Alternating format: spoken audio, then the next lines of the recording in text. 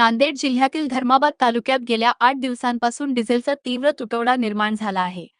तालुक्यातील बहुतांश petrol pump कोरडे पडल्याने वाहनधारक आणि शेतकऱ्यांचे अतोनात हाल होत आहेत. ज्या पंपावर थोडाफार डिझेलचा साठा उपलब्ध आहे, तिथे नागरिकांची अभूतपूर्व गर्दी पाहायला मिळत आहे.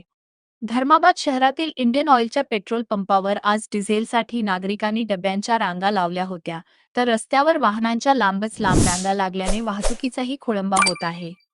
धर्माबाद तालुक्यात गेल्या 8 दिवसांपासून डिझेलचा पुरवठा न झाल्याने परिस्थिती गंभीर बनली आहे.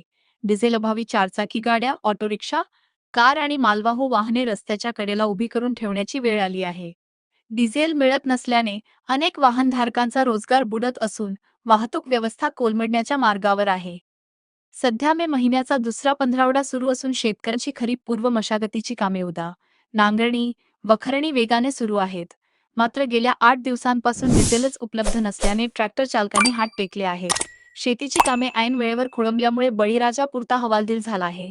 डिझेल मिळवण्यासाठी शेतकरी रणरणत्या उन्हात तासनतास पंपावर डबे घेऊन उभे असल्याचे चित्र धर्माबादमध्ये पाहायला मिळत आहे.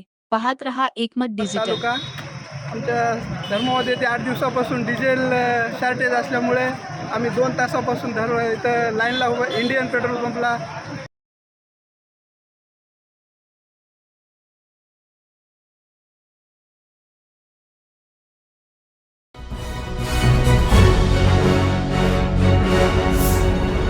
Thanks for watching Ekmat Digital.